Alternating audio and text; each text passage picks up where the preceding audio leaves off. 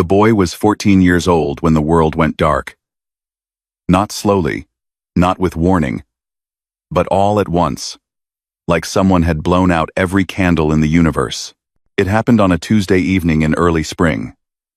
His father was driving. His mother sat in the passenger seat, humming along to a song on the radio. The boy was in the back, watching the trees blur past the window, thinking about nothing important. Maybe homework. Maybe a girl from school who had smiled at him that morning. The kind of ordinary thoughts that fill ordinary moments. Then came the sound. Metal screaming against metal. Glass exploding into 1,000 tiny stars. The world spinning, flipping, breaking apart. And then, silence. A silence so complete it felt like the end of everything. He woke up 3 weeks later in a hospital bed. The doctors told him he was lucky to be alive. They said it gently, carefully, the way people speak when they know their words will cause pain. His parents had not survived the crash. A truck driver had fallen asleep at the wheel and crossed into their lane. There was nothing anyone could have done, but the doctors were not finished. There was more news, they said. The accident had caused severe damage to his optic nerves. The swelling, the trauma, the pressure on his brain. They had done everything they could. They were sorry. So, very sorry. He would never see again. The boy listened to these words, but they did not feel real. None of it felt real. He kept waiting to wake up from this nightmare, to open his eyes and see his mother standing in the doorway of his bedroom, telling him breakfast was ready. But every time he reached for consciousness, he found only darkness. An endless, suffocating black that pressed against him from all sides. He had an aunt, his mother's older sister, a woman in her 70s who lived alone in a small town in Mississippi, the kind of place where everyone knew everyone and strangers were rare. She came to the hospital and sat beside his bed for hours without speaking. He could hear her breathing, slow and steady. He could smell the lavender soap she used. When she finally spoke, her voice was rough, like she had not used it in a long time. She said she was taking him home with her. She said she had a room ready. She said everything was going to be all right. He wanted to believe her. He wanted to believe something.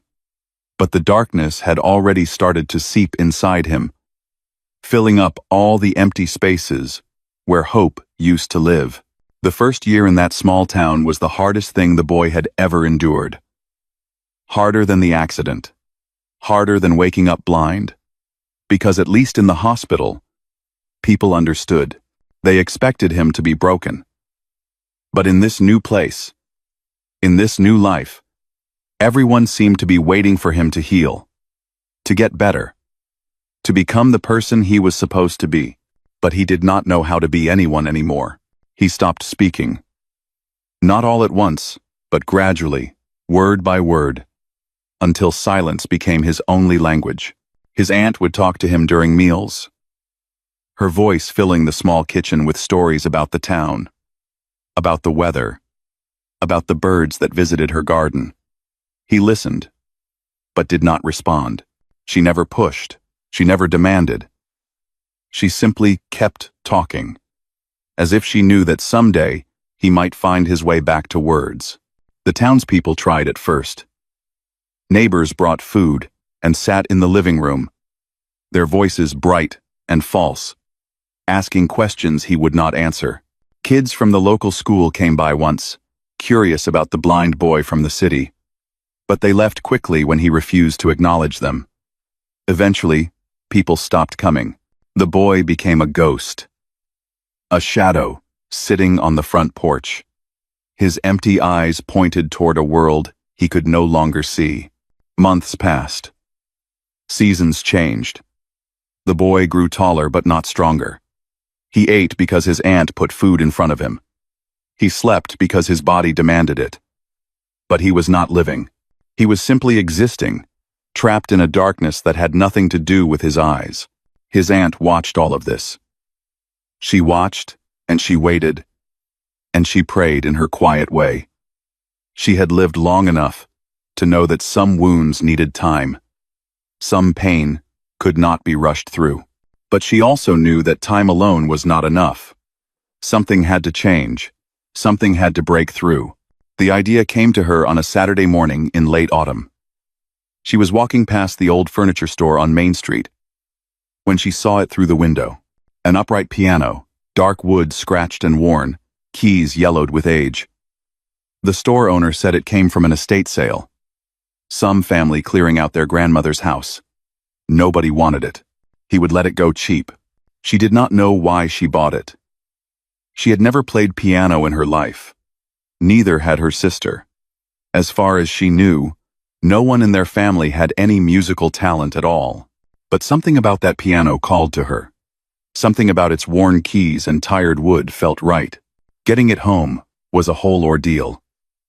She hired 2 young men from the church to load it into a truck and carry it into her living room. They complained about the weight, about the narrow doorway, about the impossibility of the task. But they did it anyway. Because that is what people did in small towns. They helped each other, even when it was hard. When the piano was finally in place, pushed against the wall opposite the window, the aunt stood back and looked at it. The boy was sitting in his usual spot on the porch, unaware of what had happened.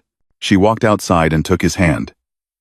He flinched at her touch, but did not pull away. She led him inside, guided him across the room, and stopped him in front of the piano.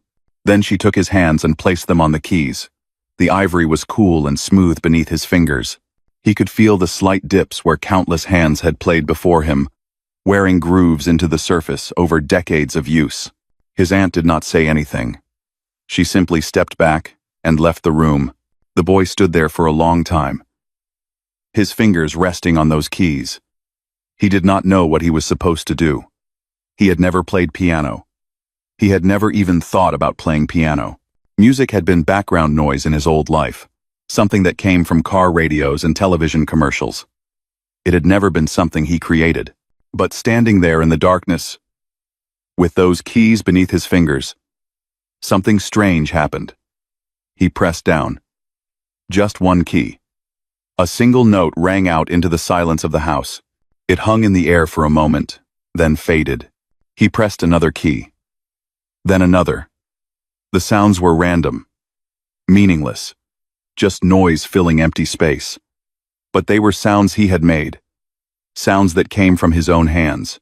And for the first time since the accident, the boy felt something other than numbness. That night, long after his aunt had gone to bed, the boy sat at the piano in the dark. Not that it mattered to him whether the lights were on or off, but he liked knowing that the rest of the house was asleep, that he was alone with this strange wooden box full of sounds. He played for hours, if you could call it playing. Mostly he just pressed keys and listened. He learned which ones were high and which were low. He learned how hard he had to press to make a loud sound versus a soft one. He learned that some notes sounded good together, while others clashed and fought. Somewhere around midnight, he played something that almost sounded like music. Just a few notes in a row that seemed to belong together. It was clumsy and simple, like a child's first drawing, but it was his. And for the first time in nearly 2 years, the boy felt something that might have been hope. The piano became his teacher. Not in the way a person teaches, with words and explanations and corrections, but in the way that water teaches a stone, slowly, patiently, reshaping everything it touches. Every day, the boy sat at that old upright and let his fingers wander across the keys. He had no sheet music, no lessons, no one telling him what to play or how to play it. He simply listened. He listened to the sounds and learned what they meant. He listened to the silence between notes and discovered that silence had its own kind of music. His aunt watched from the kitchen doorway sometimes, drying the same dish over and over, afraid that any movement might break whatever spell had taken hold of her nephew. She had expected the piano to be a distraction, maybe a hobby, something to fill the empty hours. She had not expected it to bring him back to life. But that is exactly what happened. Within a few months, the random notes began to form patterns. The patterns became melodies. The melodies grew into something that sounded almost like real music. The boy could not read a single note on a page. He did not know the names of chords or scales or any of the technical language that musicians used. But his ears knew things his mind did not. His fingers remembered what they heard on the radio, in the grocery store, drifting from open windows as he sat on the porch. He learned to play by stealing. Not in a bad way, but in the way all artists steal. He heard a song and took it apart in his mind. He figured out which notes made up the melody and which ones supported it from below. Then he put it back together with his own hands, and somehow it always came out a little different. A little more his. The first time his aunt heard him play a complete song, she cried. She stood in the doorway with tears running down her face, listening to him play an old hymn she remembered from her childhood. He played it differently than she had ever heard it before. Slower, sadder, but also more beautiful. Like he had reached inside the song and found something that had always been hidden there. She did not tell him she was crying. She did not want to make him self-conscious. But from that day forward, she knew that something important was happening in her living room, something she did not fully understand but recognized as sacred. The boy turned 16, then 17. He still did not speak much. Words felt clumsy to him now, like trying to walk after learning to fly. But the silence was different than before. It was no longer the silence of someone who had given up. It was the silence of someone who had found another way to communicate. The church was the first place outside his aunt's house, where he played for other people. The regular pianist, an elderly woman with arthritis in her hands, had to stop playing. Her fingers simply could not do it anymore. The pastor came to visit the aunt, asking if she knew anyone who might fill in, even temporarily. She told him about her nephew. The pastor was skeptical. A blind teenager who had never taken a lesson, who could not read music? It seemed unlikely, but he agreed to let the boy try, mostly because there were no other options in a town that small. That first Sunday, the boy sat at the church piano, with the whole congregation watching. He could feel their eyes on him, their doubt, their curiosity. He could hear them shifting in the wooden pews, whispering to each other. For a moment, fear gripped him. What if he failed? What if he embarrassed himself and his aunt? What if this was all a mistake? But then he placed his hands on the keys, and everything else disappeared. The fear, the doubt, the whispers, all of it melted away like morning frost. There was only the music. He played the opening hymn, and something shifted in that small church. People stopped fidgeting. The whispers died. Even the babies seemed to go quiet. The music filled the space in a way it never had before, reaching into corners and climbing up to the rafters and settling into the hearts of everyone present. When the song ended, there was a moment of complete silence. Then someone in the back started clapping. Others joined in. Soon the whole congregation was applauding. Something that had never happened in that church before. The boy did not smile. He did not bow or acknowledge the praise. But deep inside, in a place he thought had died with his parents, something warm flickered to life. Word spread quickly in a small town. Within weeks, everyone knew about the blind boy who played piano at the church. People started coming from neighboring towns just to hear him. The congregation grew. The pastor had to add extra chairs. But it was not just the skill that drew people. There were plenty of talented pianists in the world. The boy seemed to know things, not in a fortune-telling way, not like some carnival trick. But when he played, people felt seen. They felt understood. A woman who had lost her husband the year before heard her favorite song woven into a hymn, even though she had never told anyone it was her favorite. A farmer struggling to save his land heard notes that sounded like rain falling on dry earth, and he wept in his pew without knowing why. A teenager thinking about running away from home heard something in the music that changed his mind, though he could never explain what it was. People started to talk. They said the boy had a gift. They said he could hear things ordinary people could not. Some whispered that it was something more than talent, something touched by forces beyond understanding. The boy did not know what to make of these stories. He did not feel special or gifted. He simply played what he heard. And what he heard came from the people themselves. He had learned to listen in a way that most people never do. When you cannot see faces, you start to notice other things. The rhythm of someone's breathing, the weight of their footsteps, the tiny catches in their voice that reveal what their words try to hide. Over years of sitting in darkness, the boy had become fluent in this invisible language. When someone walked into the church, he could tell if they were carrying grief or joy or anger or fear.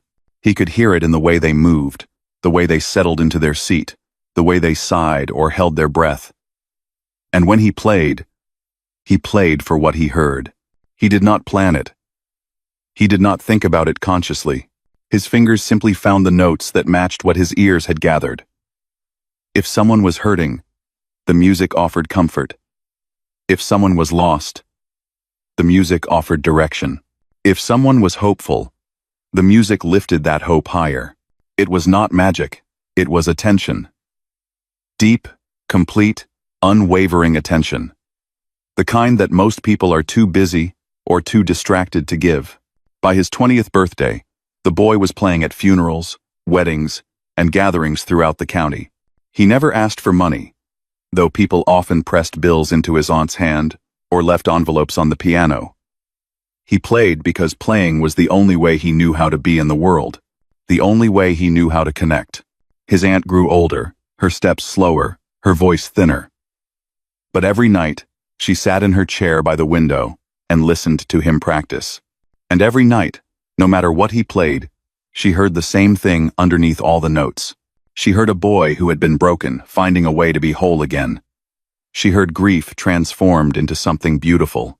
She heard her sister's child, alive and present, and finally, after all those years of darkness, reaching out to touch the world. The piano had given him back his voice. And now, people were starting to listen. The letter arrived on a Thursday morning in late summer. The boy was 23 years old by then, though people in town still called him the boy. Some nicknames stick no matter how much time passes. His aunt brought the envelope to him while he sat at the piano, running through scales the way other people might stretch before a run. She told him it was postmarked from Memphis. No return address, just his name written in neat handwriting on the front. She opened it and read it aloud, the way she always did with his mail. The letter was from a woman who had driven 3 hours to attend a funeral at his church 6 months earlier. Her brother had passed away suddenly, and she had been drowning in guilt. They had not spoken in years because of some old argument she could barely remember anymore.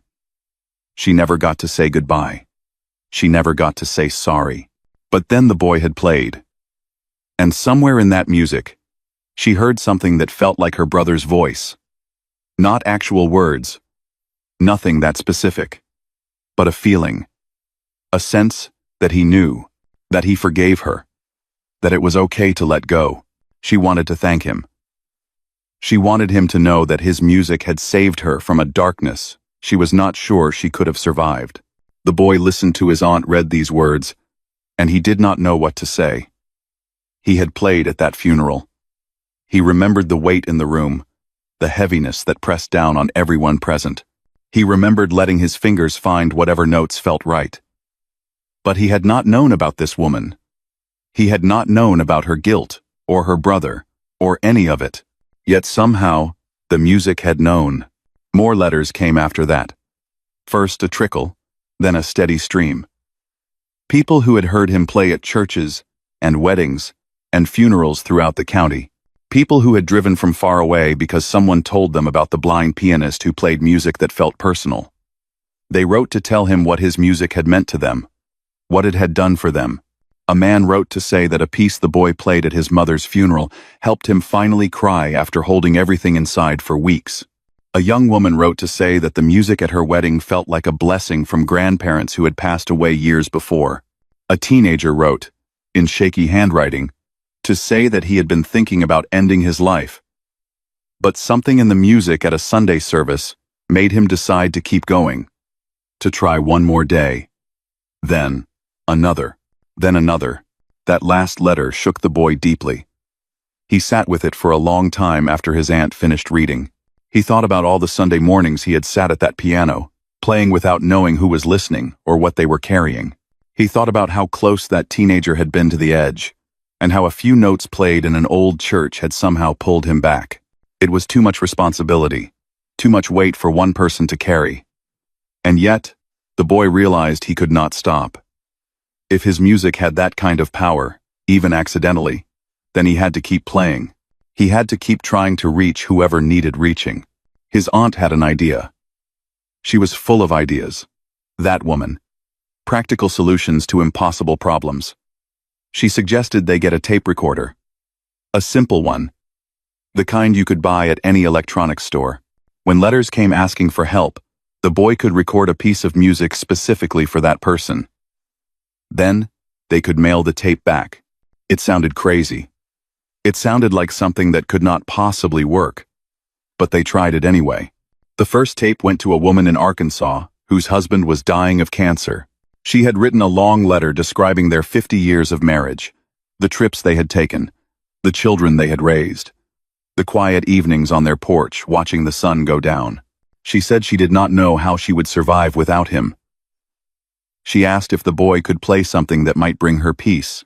He sat at the piano for 3 days before he played a single note. He had his aunt read the letter to him over and over until he could see this woman in his mind. Not her face, because he could not see faces anymore, but her shape, her weight, the outline of her grief and her love and her fear. Then he played. The piece was only 4 minutes long. He did not plan it or practice it. He simply let it come out of him, the way water comes out of a spring. When it was finished, his aunt rewound the tape and played it back for him.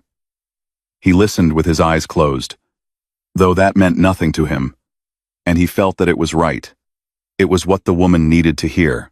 They mailed the tape. 2 weeks later, a response came. The woman said she had played it for her husband on his last night. She said he had smiled. She said the music had filled their bedroom with something that felt like warmth, like comfort, like all the love they had shared over 50 years compressed into 4 minutes of sound. He passed away that night, peacefully, with her hand in his. She thanked the boy. She said he had given them a gift, beyond measure. After that, the tapes became a regular thing. Word spread the way it always does. Someone would tell a friend, who would tell a cousin, who would tell a neighbor. Letters poured in from across the state, then from neighboring states, then from places the boy had never heard of. People wrote about every kind of pain imaginable. Lost children, failed marriages, crushing loneliness, broken dreams, sickness that would not end, grief that would not heal. They wrote because they had heard that somewhere in Mississippi, there was a blind man who could turn suffering into music, who could take the worst moments of your life and transform them into something bearable. The boy could not answer every letter. There were too many, and each tape took time. He had to sit with each story, absorb it, let it become part of him before he could play. Some days he recorded 3 tapes. Some days he could not manage even one. The weight of all that pain was heavy, and he carried it in his body, like stones in his pockets. But he kept going. Every morning, his aunt would read him letters while he ate breakfast. He would choose the ones that called to him the loudest, the ones where he felt he might actually be able to help. Then he would sit at the piano and do the only thing he knew how to do. He would listen, and he would play. People started calling the tapes his musical letters. The phrase caught on and spread. Soon, strangers who wrote to him would specifically ask for a musical letter, as if it were a known thing, a service he offered. He did not like thinking of it that way. He was not running a business. He was just a blind man with a piano, trying to ease whatever suffering he could reach. But the name stuck, and the letters kept coming. And the boy kept playing. His aunt bought a filing cabinet to organize all the correspondence, then another, then a third. They had filled an entire room with letters and copies of tapes and thank you notes from people whose lives had been touched by 4 or 5 minutes of music recorded in a small living room in Mississippi. The boy could not see any of it, but he could feel it. The room hummed with something when he walked past. The accumulated gratitude of thousands of strangers, pressed into paper and magnetic tape, filling the air with a frequency only he seemed to hear. He had started with nothing. A broken body, a broken heart, an old piano that nobody wanted, and somehow, against all odds, he had built something that mattered. The journalist showed up without warning on a rainy afternoon in October. She was from a newspaper in Memphis, chasing a story she had heard from a friend of a friend, something about a blind pianist in rural Mississippi who sent healing music through the mail. It sounded like folklore to her. The kind of exaggerated tale that small towns love to tell about themselves. She expected to find a fraud. Or at best, a well-meaning amateur whose reputation had grown beyond his actual abilities. What she found instead changed the direction of her entire life. The boy was 32 years old by then. He had grown into a quiet man with calloused fingertips and a gentle way of tilting his head when he listened. His aunt, now in her 80s, moved slowly but still ran the household with steady determination. She welcomed the journalist inside, offered her coffee, and explained that her nephew did not give interviews. But the journalist was persistent. She had driven 4 hours in the rain. She just wanted to watch him play, she said. Just once. She promised not to write anything. He did not approve. The aunt looked at her nephew. He sat motionless at the piano, his hands resting in his lap. After a long moment, he nodded. So the journalist sat in a worn armchair in the corner of the living room and watched. The man placed his hands on the keys and began to play. There was no introduction, no explanation, just music, rising up like smoke from a fire. The piece started soft, almost hesitant. Then it grew. It built and swelled and reached for something the journalist could not name. She found herself thinking about her daughter. They had not spoken in 2 years. A stupid argument that had calcified into silence. She thought about the birthday cards she had written but never sent. The phone calls she had started but never finished. The pride that kept her frozen in place while time slipped away. Tears began to fall down her cheeks. She did not wipe them away. She could not move. When the music stopped, the room felt different. Lighter somehow. Despite the gray rain still falling outside, the journalist sat there for a long time, unable to speak. Finally, she asked the man how he knew. He tilted his head in that listening way of his. Knew what? He asked. About my daughter, she said. How did you know to play that? The man was quiet for a moment. Then he said he did not know anything about her daughter. He just played what he heard. And what he heard was someone carrying a weight they were ready to put down. The journalist left that afternoon with a cassette tape in her purse. She played it in her car on the drive home. Somewhere around the halfway point, she pulled over to the side of the road and called her daughter for the first time in 2 years. They talked for an hour. They cried. They made plans to meet for dinner the following week. The article the journalist wrote was not the skeptical expose she had originally planned. It was a quiet, honest piece about a man who had found a way to reach people through music. She wrote about the letters, the tapes, the lives that had been touched. She wrote about her own experience without embarrassment. The story ran in the Sunday edition with a photograph of the old piano. Within a week, the man received more letters than he had gotten in the previous 5 years combined. But that was only the beginning. The article got picked up by a wire service. Then, a magazine in New York ran a longer feature. Then, a television crew showed up. Cameras and lights and producers talking fast about demographics and time slots. The man turned down the television interviews.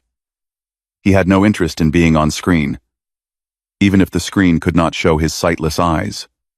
But a radio producer, from a public station in Jackson, had a different idea. What if, she proposed, the man did a live broadcast? No cameras, no visual element at all, just his voice, his piano, and callers from across the country. It took months to convince him. He was not comfortable with the idea of playing for strangers he could not hear breathing. He could not feel settling into their seats. The connection he made with people depended on presence. How could that work through radio waves? But the producer was patient. She explained that radio had an intimacy television could never match. The darkness of the medium, she said, might actually suit him perfectly. Listeners would close their eyes. They would focus entirely on sound. They would meet him in the darkness, where he already lived. In the spring of 1987, the first broadcast aired on a small public radio station. The format was simple. Callers would phone in and briefly describe what they were going through. Then the man would play a piece for them, live, unrehearsed, based on nothing but the sound of their voice and the few words they had shared. The first caller was a truck driver from Alabama. His wife had left him 3 months earlier, and he was living out of his rig, too ashamed to go home to an empty house. He spoke in a gruff voice, trying to sound tough, but the cracks showed through. The man listened. Then he played. What came out of that piano was not sad exactly. It was something more complicated. It acknowledged the pain, but did not dwell there. It moved through the hurt and found something on the other side. Something like acceptance. Something like hope. When the piece ended, the truck driver was crying. You could hear it through the phone line, through the radio speakers, in living rooms and kitchens, and cars across the state. He tried to speak but could not find words. Finally, he just said thank you. Then he hung up. The station's phone lines lit up immediately. More callers than they could possibly handle. The broadcast was supposed to run 1 hour. It went 3. The next week, they tried again. Same thing happened. By the third broadcast, the station had to add extra phone lines and volunteers to screen calls. By the 6th, newspapers were writing about the phenomenon.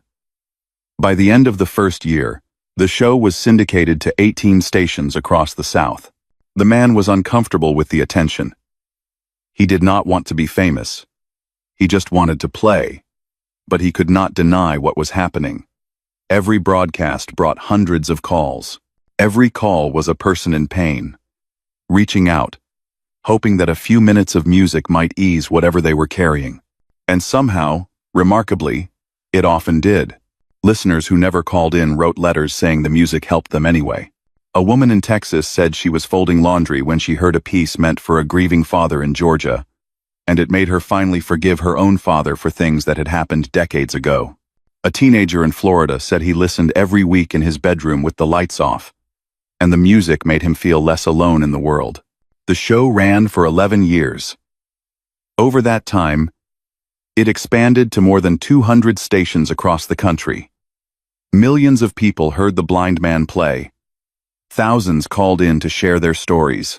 The pieces he created live on air, became a kind of shared language. A way for strangers to connect through their common struggles and hopes. The man never got used to it. Every broadcast still made him nervous.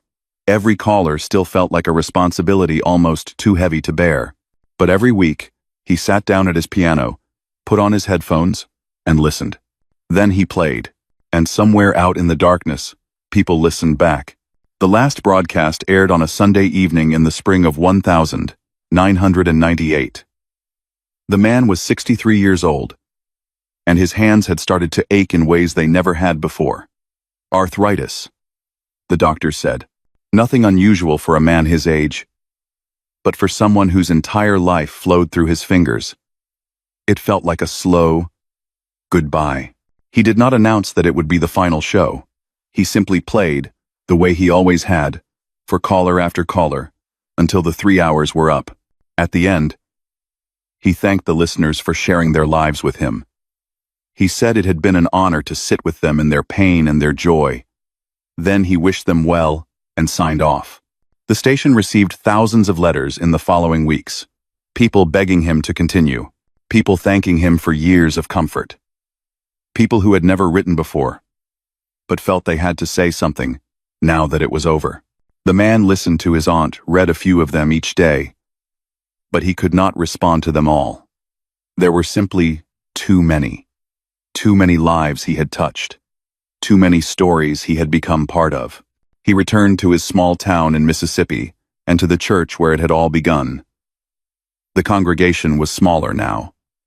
Many of the people who had been there when he first played had passed away, but new faces had taken their places. Young families with children who squirmed in the pews. Teenagers who looked bored until the music started. The cycle continuing the way it always does. He played every Sunday, just as he had for over 40 years. His hands moved slower now, and some mornings the pain made him wince. But he never missed a service. The music had become as essential to him as breathing. He could not imagine a life without it. His aunt passed away in the autumn of 2001. She was 94 years old. And she went quietly in her sleep, the way she had always hoped she would. The man sat beside her bed for hours after she was gone, holding her hand, listening to the silence that had once terrified him, but now felt almost peaceful. At her funeral, he played a piece he had never played before. It had no name. He had been composing it in his head for years, adding notes here and there, shaping it slowly the way a river shapes a canyon. It was everything he wanted to say to the woman who had saved his life.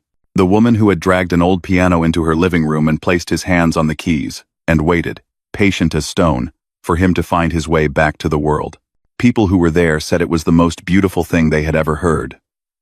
But they also said it was hard to describe. It did not sound like sadness, exactly. It sounded like gratitude, like a whole lifetime of love compressed into 12 minutes of music.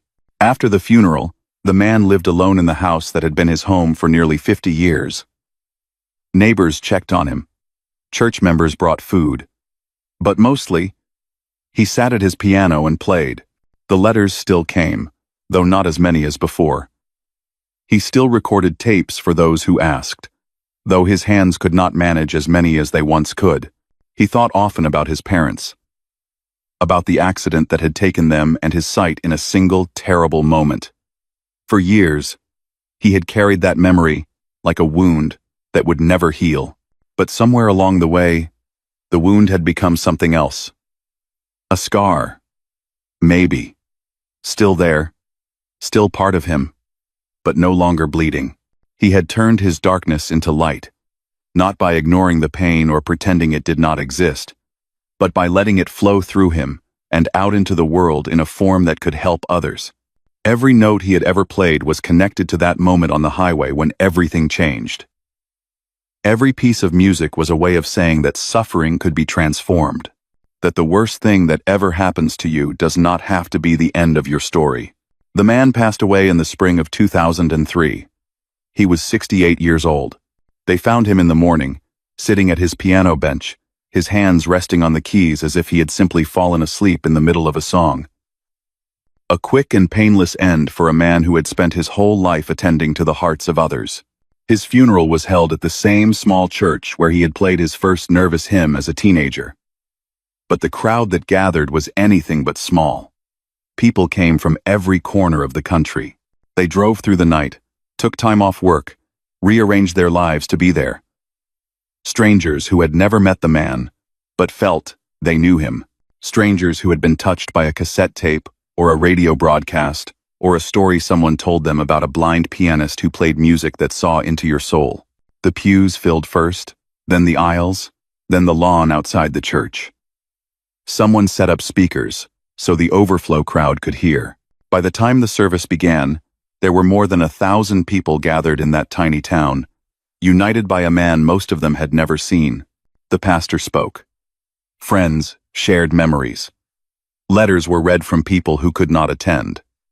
But everyone was waiting for the same thing. Everyone knew there would be music. And there was. Before his death, the man had left instructions with his lawyer. There was a tape, he explained. A recording he had made in his final months. He wanted it played at his funeral and nowhere else. He wanted it to be his goodbye. When the tape began, the church fell silent. Not the awkward silence of people waiting for something to happen. A different kind of silence. A sacred kind. The kind that falls when something important is about to be said. The music started soft, almost tentative, like the first notes he had played on that old piano decades ago. Then it grew. It expanded. It reached into every corner of that crowded church and touched everyone it found. The piece lasted 23 minutes. During that time, people experienced different things. Some heard joy. Some heard sorrow. Some heard their own names somehow present in the notes, though of course that was impossible. Some heard loved ones they had lost. Some heard their own futures calling them forward. Some heard nothing they could put into words, but felt everything they needed to feel. When the final note faded, no one moved. No one spoke. The silence stretched on and on. Not because people did not know what to say, but because there was nothing that needed to be said. The music had said it all. Eventually, the pastor rose and offered a closing prayer. People filed out slowly, hugging strangers, wiping tears, exchanging stories about what the man had meant to them. The crowd dispersed into the afternoon sunlight, carrying something invisible but real. A gift from a man who had learned to speak without words. The old piano still sits in the living room of that house in Mississippi. No one plays it anymore. But sometimes, neighbors say, when the wind blows just right and the evening is quiet, you can almost hear music drifting through the windows. Not real music. Nothing you could record or prove. Just an echo. A memory. A reminder that once, in this small corner of the world, a blind man sat in the darkness and found a way to send messages of light to everyone who needed them. And somehow, against all odds, those messages changed everything.